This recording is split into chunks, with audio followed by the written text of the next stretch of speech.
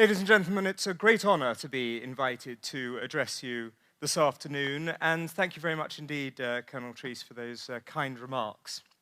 It's perfectly true that my book got to #2 on the bestseller list, beaten only by a book about Michael Jackson.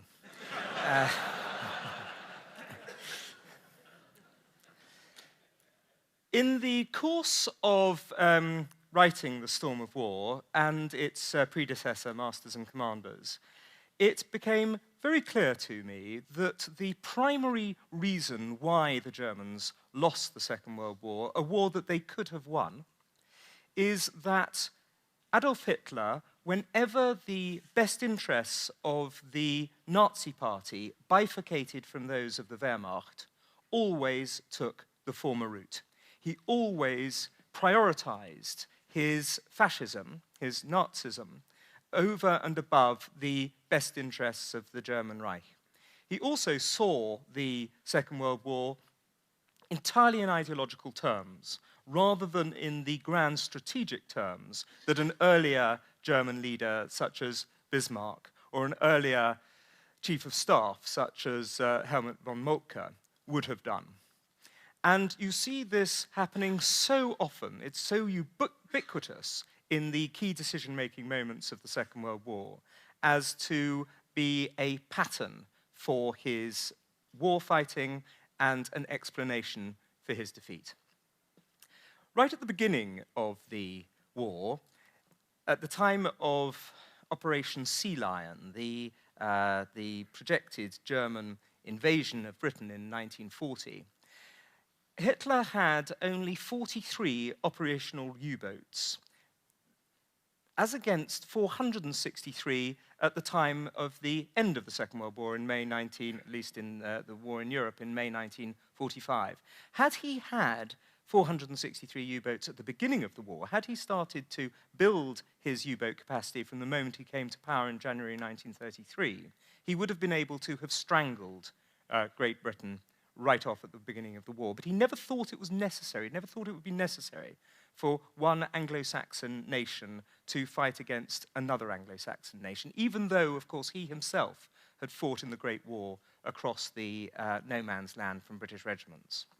This was a classic example of his of placing his Nazism, his belief in the importance, the vital center of importance of race, as opposed to any of the other major considerations necessary. He didn't even work out what would happen were he to need to invade Britain. The various plans for the invasion of Britain, Operation Sea Lion, were still being perfected at the time of the Battle of Britain and afterwards, when there was, at that point, after the defeat in the Battle of Britain, Hitler had no realistic chance of invading. This got to the point that when the SS drew up a list of 2,820 Britons who were going to be arrested and shot on sight, the list was so haphazard and last minute that it included Sigmund Freud, who had died 2 years beforehand. It had Aldous Huxley, who had come to live in America in 1936.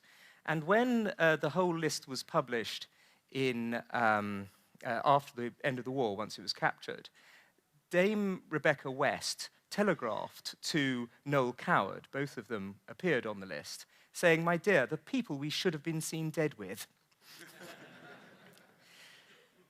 On the 25th of August 1940, a lone Heinkel 111 bomber, which had in fact got lost from the rest of its squadron, dropped some bombs on the East End of London. Winston Churchill used this opportunity to, the very next night, respond with an all-out attack on Berlin. This was at the height of the Battle of Britain, at a time when the Royal Air Force was absolutely on its last legs. The command and control systems had been blown to smithereens, the holes in the runways and the ability for RAF squadrons to take off were deeply damaged. The RAF was absolutely within days of being operationally incapable of continuing to defend Britain. And yet, instead of keeping to this Luftwaffe plan to destroy the aerodromes, Hitler, again, entirely due to ideology, owing to the fact that he had promised the German people that no bomber would ever get through to bomb Berlin. This went totally against his concept, the Nazi concept of the Führer principle, that the Führer was infallible. And he had been proved to be fallible by Churchill's immediate response to this lone 111 bomber. And so he, on the 7th of September, turned the Luftwaffe attack from the aerodromes to the bombing of London, to the civilian bombing, the East End bombing, trying to knock out the British docks. And this, ladies and gentlemen, gave the RAF the absolutely crucial time that it needed in order to fill the holes in the runway, to repair the command and control systems, and to put ourselves in a position to win the Battle of Britain by the 15th of September. Again, ideology. You see in the three central reasons for Hitler's invasion of Russia on the 22nd of June 1941. Ideology trump general and grand strategy every time. The first was to build Lebensraum, living space, in the East for the German Übermensch, the Superman. And this was intended to grab hundreds of thousands of square miles of territory in Eastern Europe and use it for the German Reich and for it to be for the work to be done by the Untermensch, the subhuman Slavs, who Hitler believed he was going to be able to destroy in quick order. Again, racial ideology as the primary motivating factor. But the other two factors also had very little to do with, indeed nothing to do with grand strategy. The political one, of course, was for his desire to win what he called the final struggle against the Bolsheviks. Ever since the 1920s, he had been a street fighter against Bolshevism. He wanted what he told Goebbels would be the final reckoning against the Bolsheviks. When we kick in the door, he says, the whole rotten edifice will collapse. And again, this was not driven by strategy. This was driven by a political loathing. And also, of course, in 1941, over half of Europe's Jews lived in the USSR, and he wanted to have a chance to have a final solution, an opportunity to destroy them. And so these three great driving forces behind what was and presumably always will be the biggest invasion in world history. Over 3 million men crossed the Russian border in 1941, in June 1941. 186 divisions in all were flung into Operation Barbarossa. And it was not thought out properly in the strategic sense. The initial victories were astonishing.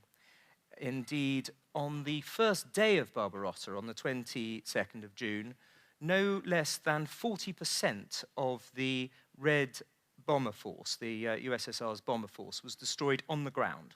Didn't even have a chance to take off. Its commander, Lieutenant General Ivan Kopets, shot himself that afternoon, which in Stalin's Russia was a sensible career move. What happened next was a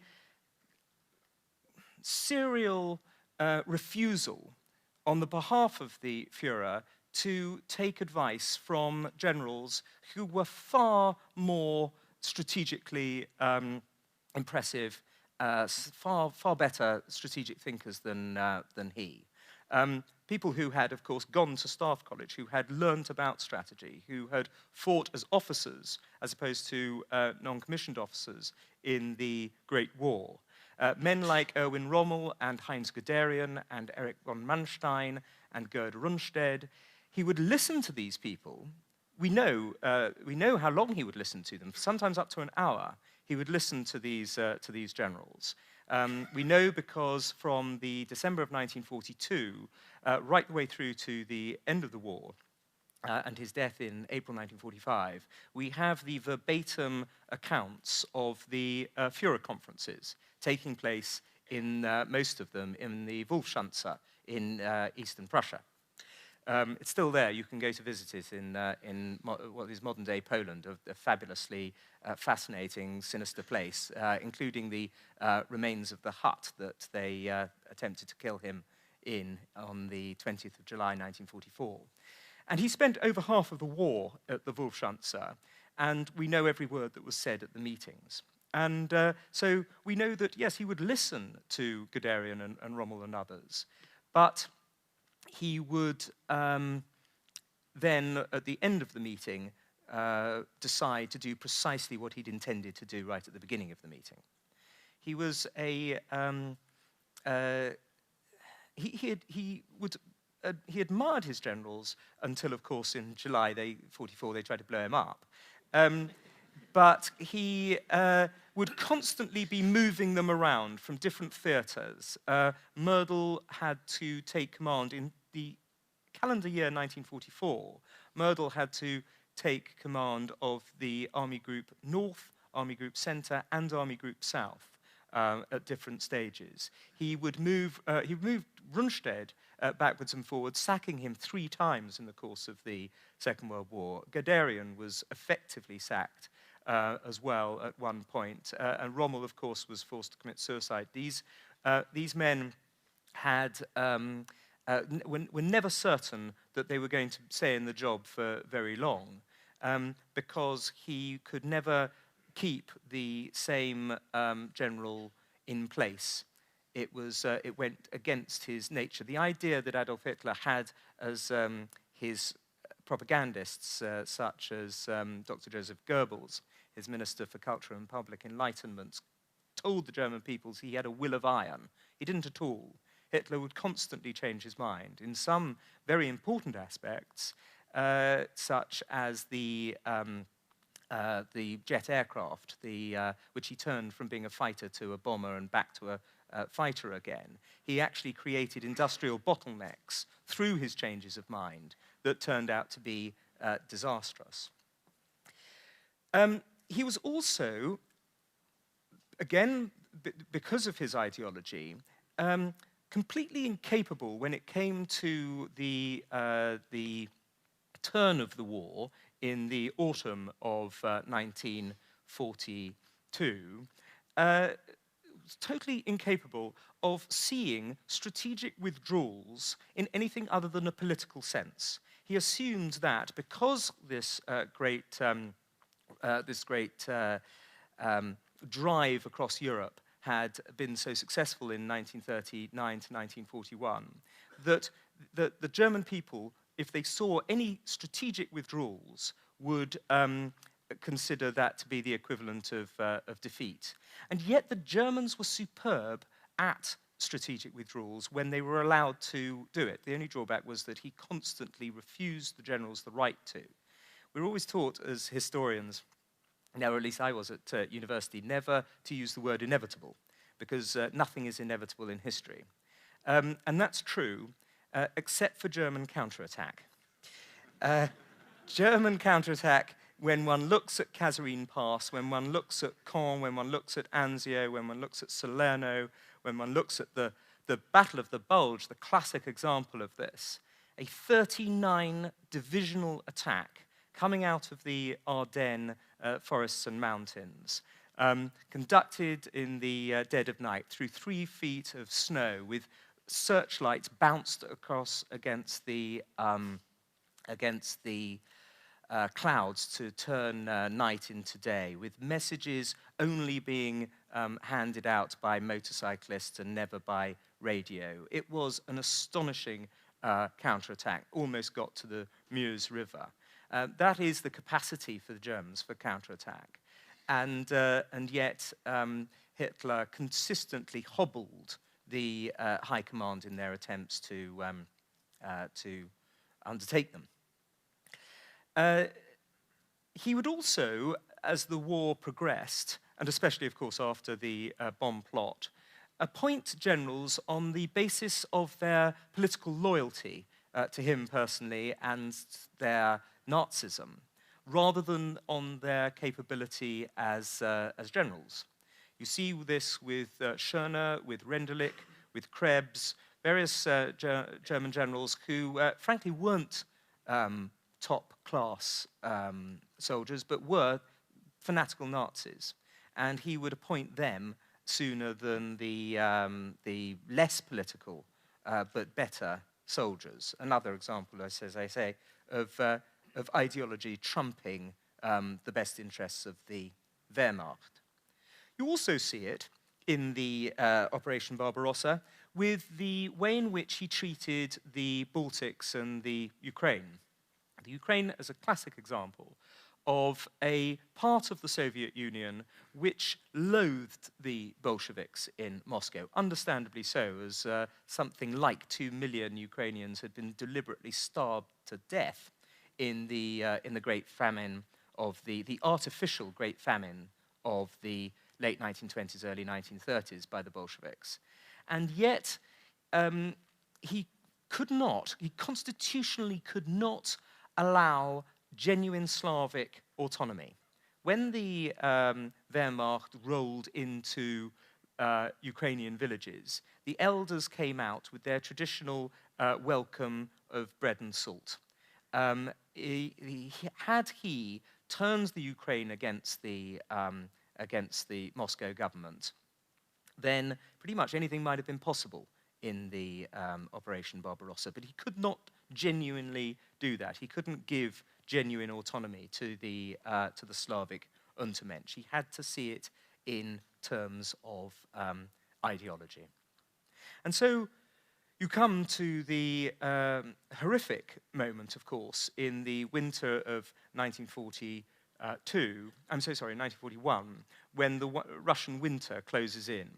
And the assumption that had been made, again on ideological grounds, that the Soviet Union would collapse after the door had been kicked in, that after only a 5-month campaign, Russia would be flung out of Moscow, that Leningrad would fall, was put to the test.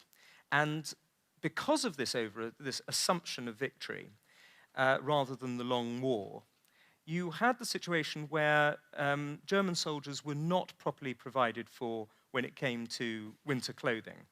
And the results I mention in my book. Always display the product. There was an Italian journalist called Curzio Malaparte, who, in his autobiographical book called Caput, refers to the time when he was waiting in the Europejska cafe in Warsaw. It's still there, in fact. It's just across the road from the railway station. And he started seeing the German wounded coming off the trains. And before I read to you about what that was like, here's a quotation from Hitler on the 12th of August 1942. He was having dinner with the head of the SS, Heinrich Himmler, at the Berchtesgaden on that day. And they were talking about how cold Russian winters could get. And he said this: "Having to change into long trousers was always a misery to me." He was boasting about how great he was in the and how hardy he was in the cold, and arguing also that his army could be just as hardy. "Having to change into long trousers was always a misery to me. Even with a temperature of 10 below zero, I used to go about in lederhosen. The feeling of freedom they give you is wonderful.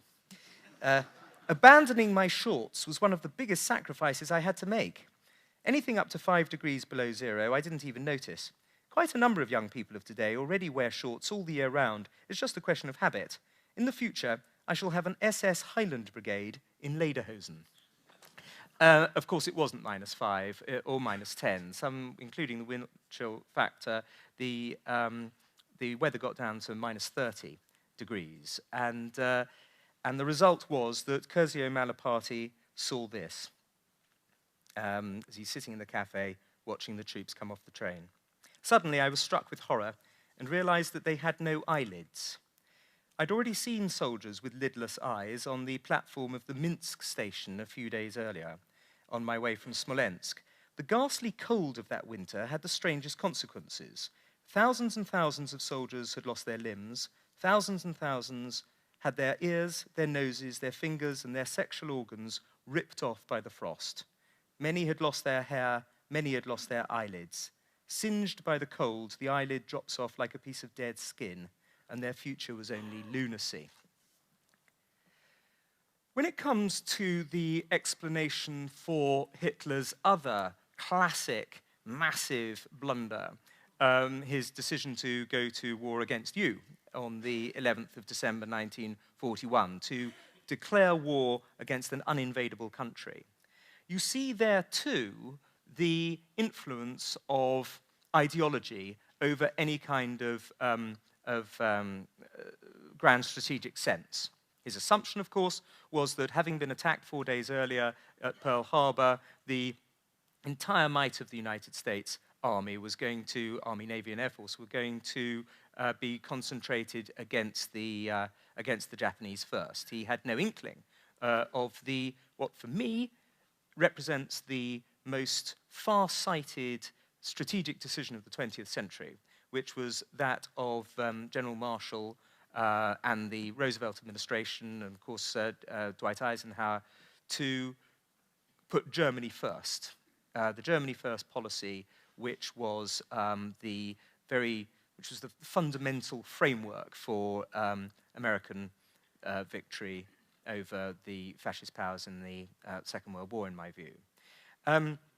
What instead he based his assumptions was the idea that because he believed that America was ruled by blacks and Jews, that therefore they would not be able to fight successfully in the Second World War.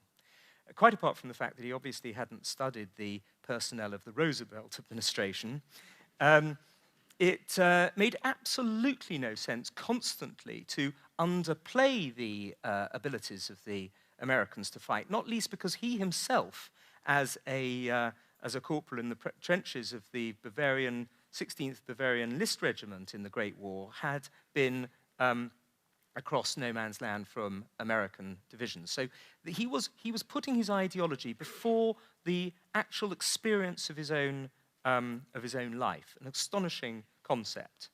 None of the senior Nazis knew America. The only single one of them that had ever come here was Joachim von Ribbentrop, who in the 1920s had attempted to sell unsuccessfully champagne in New York.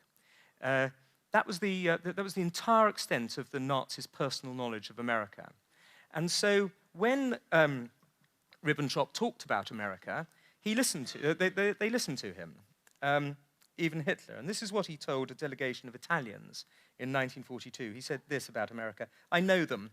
I know their country. A country devoid of culture, devoid of music, above all, a country without soldiers, a people who will never be able to decide the war from the air. When has a Jewified nation like that ever become a race of fighters and flying aces?"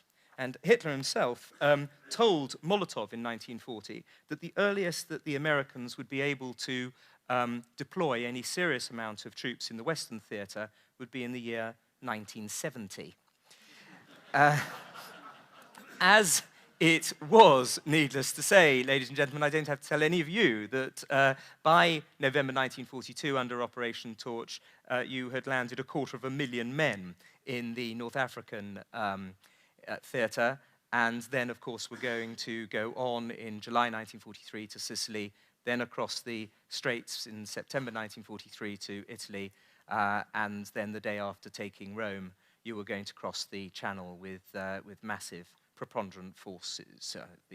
Another central statistic for me of the Second World War is that in the calendar year 1944, and this is something the Nazis could never get their mind around because they never truly appreciated the massive productive power of the United States. In the calendar year 1944, when Britain produced 28,000 warplanes and Germany and Russia produced 40,000 warplanes each, the United States produced no fewer than 98,000 warplanes, as much as the whole of the rest of the world put together effectively. And so this was something that, that the Nazis were, for ideological reasons, incapable of understanding. The non-Nazis perfectly well understood. You had had serious and substantial figures in the German war production ministries, including Albert Speer, who did understand that if America was to, as Roosevelt made sure he did in the State of the Union address of January 1942, turn the entire peacetime productive capacity of the United States into a wartime military capacity, then anything was possible. In fact, you had one person in one of the German ministries shoot himself as soon as he heard that America had entered the war, because he knew that effectively the game was up. In the great attack on Russia, the Barbarossa attack, which took place in June 1941, which of course was entirely came from the West, had Hitler managed to coordinate with Japan, and had Japan managed to attack from the east, it was in a position to from Manchuria, had they moved into Siberia at that time, then it would have been impossible for the Russians to have defended Moscow. On the 18th of October 1941, Stalin made his personal train ready to take him back beyond the Urals to Yekaterinburg. And had it not been for the 16 Siberian divisions that were taken from beyond the Urals to defend Moscow in that key moment in mid-October 1941, then the demoralization of the Soviet Union would have been incalculable if they had learnt that Stalin had left Moscow.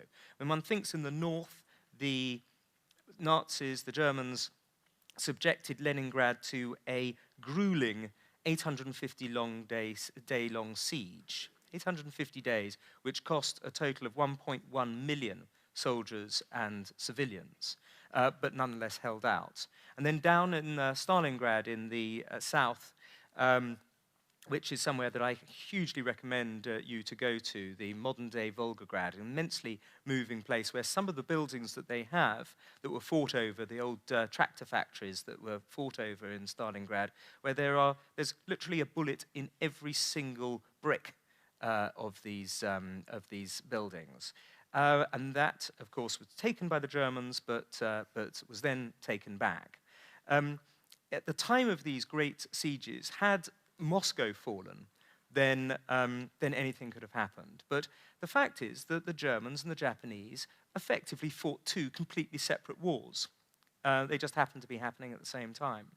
They didn't help each other. They didn't coordinate. They didn't even exchange information about anti-tank weaponry.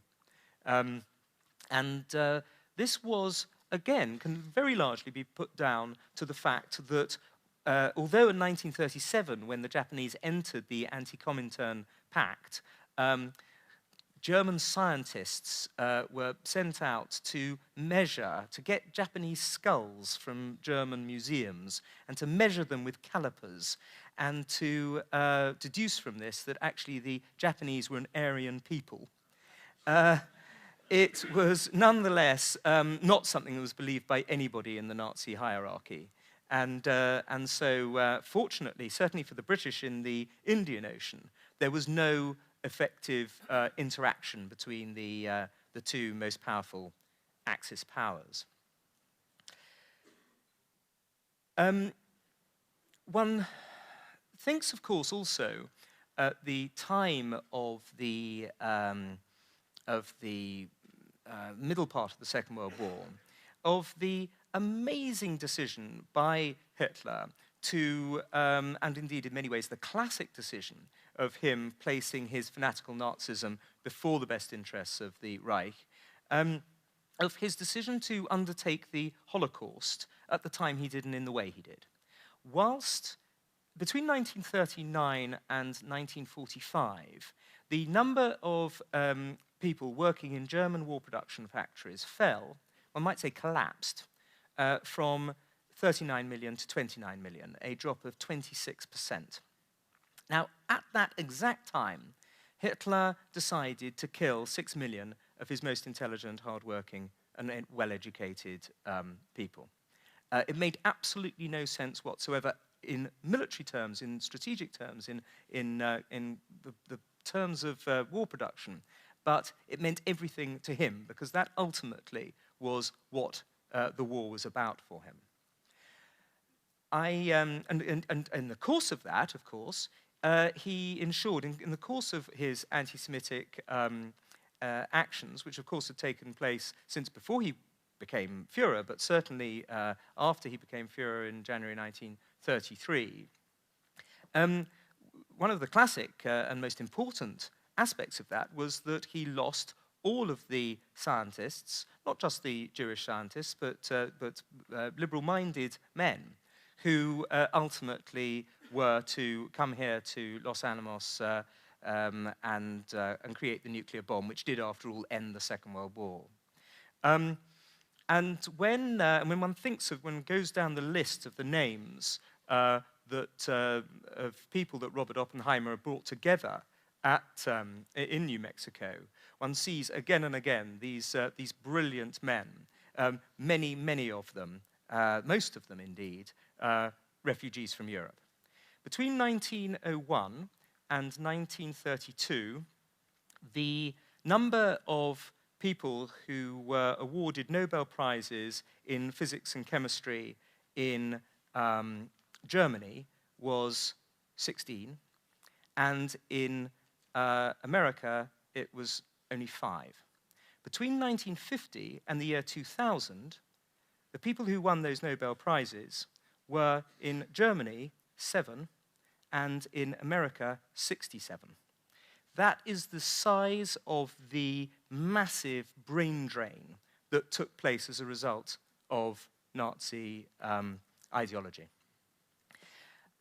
I once interviewed, in the course of writing my first book about 20 years ago, I once interviewed General Sir Ian Jacob, who was the military secretary to Winston Churchill, the assistant military secretary to Winston Churchill. And I said to him at the end of lunch, so why ultimately do you think that we won the war rather than the Germans? Because he explained quite how the Germans could have. And he said, it always comes back, for me, to the fact that our German scientists were cleverer than their German scientists. To conclude, I'd like to take you back to the Berghof again, where on the 4th of February 1942, Adolf Hitler was entertaining Heinrich Himmler again. And the conversation rather weirdly got round to Shakespeare. It was probably Hamlet and King Lear to which the Führer was referring when he said that it was a misfortune that none of our great writers took his subject from German imperial history. Our Schiller found nothing better to do than to glorify a Swiss crossbowman. The English, for their part, had a Shakespeare, but the history of his country had supplied Shakespeare, as far as heroes are concerned, only with imbeciles and madmen. The assumption that Hitler was either an imbecile or a madman is wrong. Hitler had quite a high IQ, it is thought. He was rather like, I don't know if you have the same expression in America, rather like a train spotter, in that he was a great expert on the gauges of railways, on the speed of tanks, on the displacement of ships, and the fuel capacity of planes, and so on. When it came to the nitty-gritty details of numbers and details like that, Hitler was a mine of information. Nor was he, he wasn't an imbecile, and he wasn't mad until the point towards the very end of the war, say March or February, historians will disagree, when he was certainly going to lose and certainly going to die. Then, of course, the ranting became, well, we've all seen that magnificent Bruno Ganz movie, Downfall, which captures him as well as any historian can. And all historians of Hitler, when that movie came out, said this is the closest we're going to get to an accurate portrayal of the man. And so when one looks at this creature, one doesn't assume that he was either an imbecile or a madman. No, what he was something different. And it was the reason that he lost the war. He was an indefatigable, unregenerative Nazi. Thank you very much indeed.